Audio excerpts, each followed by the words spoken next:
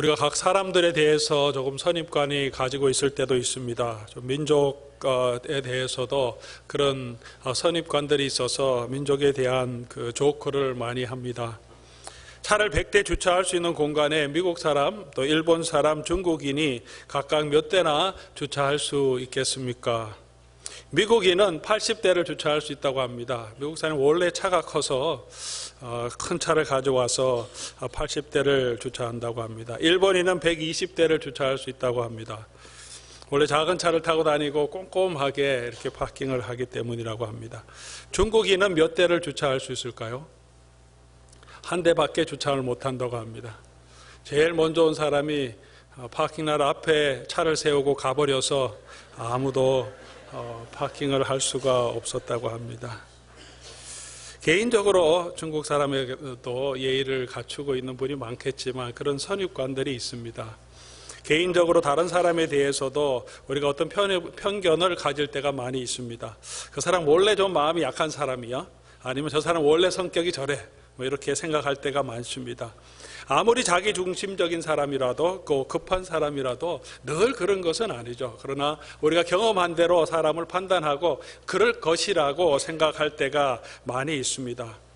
신앙생활 하면서도 우리가 알게 모르게 우리 성도들을 그런 식으로 그런 잣대로 판단할 때가 있습니다.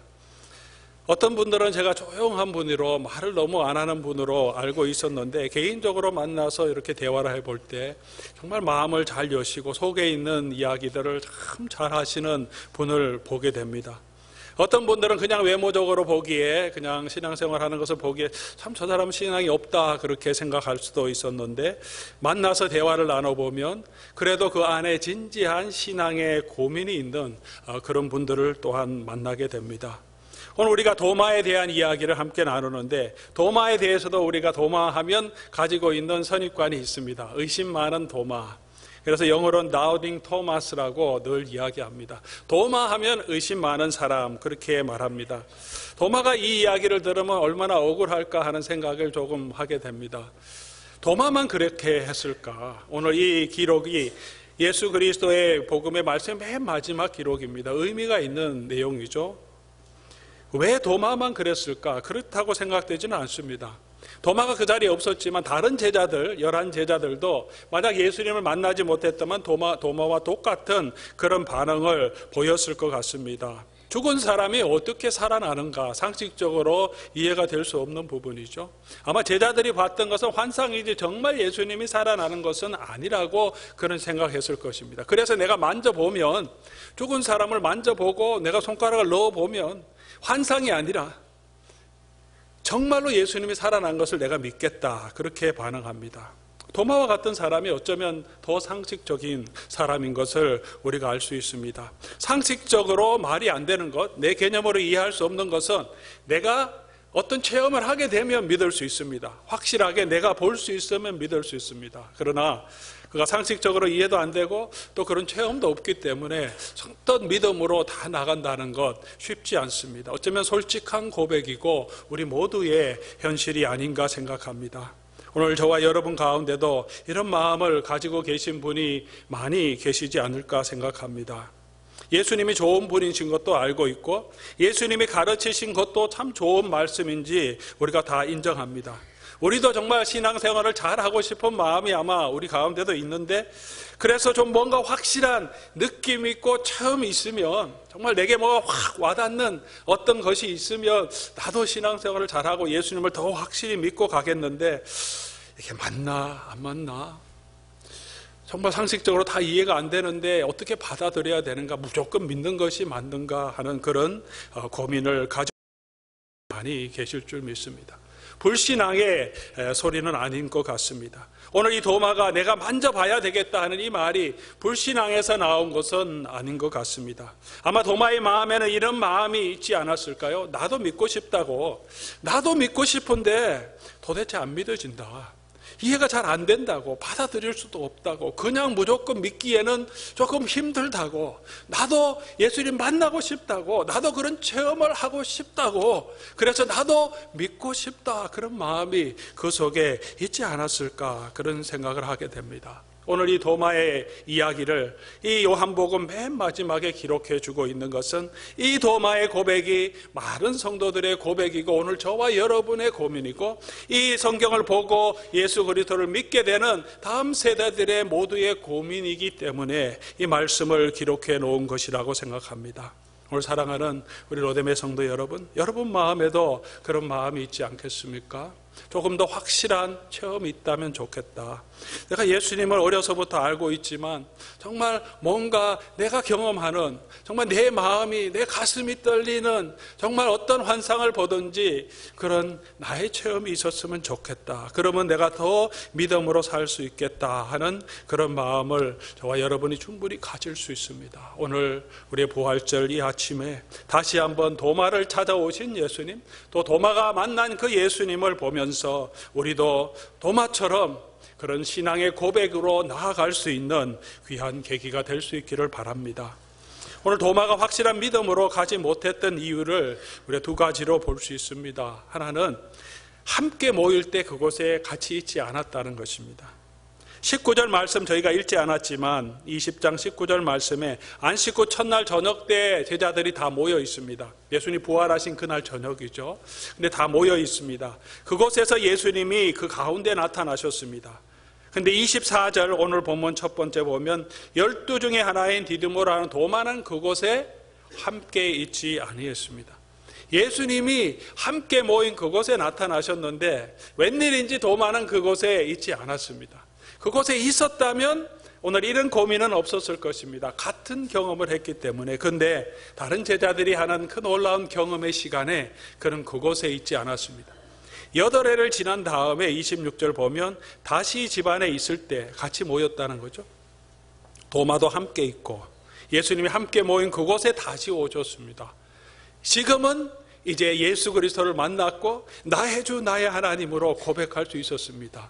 왜 그렇습니까? 그곳에 함께 있었기 때문이죠. 함께 있었습니다. 도마가 8회 후에도 무슨 볼일이었든지 그곳에 있지 않았다면 도마는 어떻게 됐겠습니까? 다시 이 절망 가운데서 의심 가운데서 헤어나지 못했을 수 있습니다. 함께하는 그곳에 예수님께 찾아오십니다. 함께하는 그곳에서 예수 그리스도를 만날 수 있습니다. 부활하신 주님을 개별적으로 만나고 하나님의 은혜를 개별적으로 체험할 수 있습니다. 성령의 체험을 개별적으로 할 수 있습니다. 하지만 하나님께서 역사하시는 그 장은 하나님의 백성이 하나님의 이름으로 함께 모인 그곳에서 성령께서 역사하십니다. 제 말이 아니라 여러분이 교회에 참석하게 하려고 하는 제 말이 아니라 예수님께서 우리에게 주신 약속입니다. 2-3 사람이 모인 그곳에 나도 그들 중에 있겠다고 약속해 주셨습니다. 예수님이 2-3 사람이 모이는 그곳이라고 하는 것은 교회로 모였다는 거예요. 내 이름으로 모인 2-3 사람, 그것이 수백 명이 아닐지라도 2-3 사람이라고 하는 연약한 공동체일지라도 그곳에서 내 이름으로 함께 하나님의 교회가 모인 그곳에 내가 나의 성령으로 그곳에 함께 하겠다고 약속해 주셨습니다. 주님께서 그곳에 함께 하시면서 은혜를 주시는 장소가 되게 하시겠다고 예수님께서 약속해 주셨습니다. 교회라는 것이 무엇입니까? 말씀 많이 드리지만 에클레시아라고 하는 교회는 불러서 모은 회중이라는 뜻입니다. 우리가 함께 모일 때 교회가 되는 것이죠. 각자 흩어진 교회도 되지만 함께 모여서 말씀을 배우고 함께 모여서 예배하고 함께 모여서 기도하고 함께 모여서 하나님을 찬양하며 함께 모여서 그리스도의 은혜의 말씀을 들을 때 우리가 힘을 얻고 흩어져서 예수 그리스도의 증인이 될 수 있습니다. 함께 모임이 없으면 그곳에서 예수 그리스도를 체험할 수 없습니다. 예수 그리스도를 알 수 없습니다. 여러분의 삶을 한번 돌아보시기 바랍니다. 언제 여러분 예수님의 은혜를 체험하고 언제 여러분의 구원의 은혜를 체험하고 중생의 경험을 합니까? 혼자 있을 때도 있지만 대부분 성도들이 모여서 예배할 때죠. 집회할 때입니다. 수련회 참석해서입니다. 함께 참여하고 함께 예배하고 함께 기도하는 그 자리에서 우리에게 성령이 임하시고 우리가 성령을 체험하며 죄를 회개하고 하나님의 구원을 누리게 됩니다. 우리가 생활 살아가면서 언제 주의 은혜를 체험하게 됩니까? 집에서 TV를 보면서 성령의 감동함을 받고 정말 기쁨을 누립니까? 우차사를 보면서 우리가 감동합니까? 아니면 예배 가운데 나와서 하나님을 찬양할 때, 주님의 은혜로운 복음의 말씀을 내가 들을 때, 묵상할 때 내 속에 그리스도의 은혜가 임함, 내 눈이 열려서 하나님의 영광을 보게 됩니까? 예배의 자리죠. 우리가 함께 모여서 예배하는 이 자리에 주님께서 함께 하십니다. 어떤 경건한 청교도가 있었습니다. 오래전의 이야기죠. 모든 집회에 다 참석합니다. 그래서 옆에 있던 다른 교인이 물었습니다. 형제님 왜 그렇게 예배마다 다 참석합니까? 예배마다 그렇게 하나님이 주신 은혜가 있습니까? 물어봤습니다. 이분이 대답합니다. 항상 그런 것은 아니죠. 예배 참석할 때마다 언제나 은혜 받는 것은 아닙니다. 하지만 하나님의 능력이, 하나님의 은혜가, 성령의 임재가 주일 예배에 임할지, 수요 기도회에 임할지, 새벽에 임할지, 아니면 금요 기도회에 임할지 저는 알지 못합니다. 그래서 나는 그 자리를 놓치고 싶지 않아서 모든 예배에 다 참석합니다. 하나님은 언제 저와 여러분에게 강하게 우리에게 성령으로 임재하여서 부활하신 주님을 만나게 하실지 모릅니다. 그 자리를 사모할 때, 그곳에 있을 때 우리가 주님을 만날 수 있습니다. 도마에게 무슨 일이 있었을까요? 성경은 기록해 주지 않습니다. 무언가 일이 있었을 것입니다. 급한 용무가 있었을 것입니다. 개인적인 사정이 있었을 것입니다. 하지만 그 자리에 없었기 때문에 부활하신 주님을 만나, 하지만 8해 후에는 그곳에 같이 있어서 예수님을 만날 수 있었습니다. 그렇게 모임이 중요합니다. 지난 주간 우리가 고난주간 특별 새벽 기도회를 했습니다. 예수 그리스도의 고난을 체험하는 일이 다양한 방법이 있는데, 고난주간 특별 새벽 기도회를 매일 나오면서 고난을 체험하는 방법도 있습니다. 수고하셨습니다. 하지만 몸은 힘들지만 또 참석하신 분들에게 하나님이 주시는 은혜가 분명히 있었다고 믿습니다.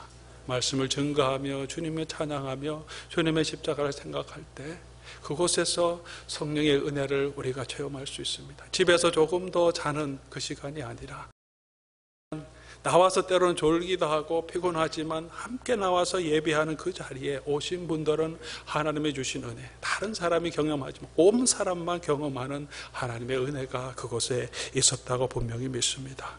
그곳에서 하나님의 은혜를 우리가 경험할 수 있습니다. 두 번째로 도마는 자신의 체험에 근거해서 믿음을 가지려고 합니다. 내가 만나고 내가 경험한 것에 근거해서 예수 그리스도의 부활을 믿고 예수 그리스도를 의지하려고 합니다. 내가 만져봐야 되겠다. 다른 사람의 증언을 믿으면 못하면 내가 만져봐야 되겠다. 오늘 우리 가운데도 그런 태도가 참 많습니다. 많은 성도들이 간증합니다. 다른 동료들이 간증합니다. 내가 이렇게 예수 그리스도를 만났다고, 예수 그리스도 살아계심을 내가 느꼈다고, 구원의 은혜에 감사하다고. 우리의 체험과 간증을 많이 듣습니다. 수도 없이 듣습니다. TV에도 CGN에도 여러 간증을 듣습니다. 그 삶을 변화시킨 모습을 우리가 보는데 왜 우리는 믿음으로 나아가지 못합니까? 내가 경험하지 않았어요. 나도 그걸 느끼면 믿겠다. 내가 체험하면. 오늘 도마가 그렇게 말합니다. 내가 그의 손에 목자가 넣어보면, 나의 체험을 너무 중요합니다. 우리의 신앙이 내 체험으로 되는 것이 아니고, 내 체험으로 내가 우리의 믿음을 세울 수 있는 것이 아닙니다. 오늘 도마가 어떻게 예수님을 만나고 믿음을 갖게 되었습니까? 부활의 주님을 만났기 때문입니다. 경험했겠죠. 그러나 오늘 도마가 예수님을 만났을 때 26절부터 나오는 말씀을 보면 우리가 조금 주의 깊게 살펴보겠습니다. 중요한 메시지를 요한이 이 말씀을 통해서 우리에게 전달해 주려고 하는 그런 의도가 분명하게 있습니다. 도마는 예수님 만지면, 실제적으로 예수님이 부활하심을 내가 경험하면 믿겠다고 얘기했는데, 예수님 오셨을 때 예수님 만져보겠습니다, 예수님이 귀신이 아니고 영이 아니고 정말 부활하신지 만져보겠습니다, 그렇게 안 합니다. 그런 전혀 의도가 없습니다. 현미경을 들고 가서 해보지 않습니다. 어떻게 합니까? 나타나신 예수 그리스도를 그대로 믿습니다. 그냥 믿습니다. 나의 주, 나의 하나님이요. 도마가 믿었던 것은, 예수님을 만났을 때 도마가 믿었던 것은 그의 경험, 실증적인 경험이 아니라 그를 찾아오신 인격적인 예수님을 깨달았기 때문에 그가 믿음을 가질 수 있었습니다. 도마를 찾아오신 예수님은 어떤 분이었습니까? 도마를 다 알고 계시는 분임을. 도마가 말했던 거, 예수님 없을 때 제자들에게 말했던 걸 예수님 다 알고 계셨습니다. 오시자마자 도마에게 말합니다. 야, 손가락 넣어봐라.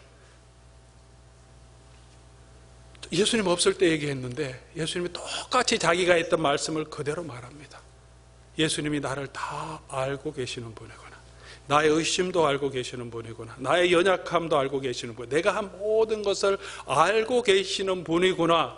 나를 찾아오신 그 예수님을 알게 될 때, 깨닫게 될 때 그가 믿음으로 갈 수 있었습니다. 그가 예수님을 만져보고 실제적으로 경험한 것이 아니라 자기를 찾아오고 알고 있는 예수님을 깨달게 될 때 도마에게 믿음을 하나님께서 주셨습니다. 두 번째로 도마는 부활하신 예수 그리스도의 능력, 기적이 아니라 고난당한 예수님을 보고 믿었습니다. 예수님께서 자, 나를 만져봐라 그렇게 말합니다. 예수님께서 보여주시면서 눈부신 옷, 영광을 입고 나타난 것도 아닙니다. 예수님의 머리가 황금빛으로 변하고 얼굴에 광채가 나서 딱 보자마자 그 앞에 엎드려진 그런 경험도 아닙니다. 그렇게 예수님이 나타나고 사도 바울은 그렇게 엎드려지기도 했지만 오늘 도마에게 나타나신 예수님은 그저 그전에 보았던 예수님 모습 그대로 나타나십니다. 나를 보여주십니다. 무엇을 보여주십니까? 예수님의 능력과 기적, 부활하신 예수님, 그런 능력이 아니라 십자가에 못 박힌 손을 보여주십니다. 그리고 옆구리를 보여주십니다. 예수님의 십자가의 고난을 보여주십니다. 나를 위해서 십자가의 고난을 지신 주님을 보여주시고, 그리고 그 고난에서 부활하셔서 도마 앞에 서 있는 예수님의 능력을 보여주십니다. 그 예수 그리스도의 십자가를 보게 되고 그 십자가에서 구원 얻으신 예수 그리스도, 부활하신 예수님을 보게 되는 것이 도마의 믿음의 근거가 되었습니다. 바울이 다메섹 도상에서 예수 그리스도를 만났습니다. 하늘에서 정오의 해보다 더 큰 빛이 비쳤기 때문에 그가 예수 그리스도를 믿은 것이 아닙니다. 하늘에서 들린 음성 때문입니다. 누구이십니까? 물었을 때 나는 내가 핍박하는 예수다. 나는 내가 핍박하는 예수다. 내가 예수다. 십자가에 달려 죽은 내가, 저주받은 내가 예수 그리스도다. 그렇게 바울에게 알려주셨을 때 바울이 그 깨달음으로 예수를 믿게 됩니다. 예수님이 돌아가신 것은 내 죄 때문이구나.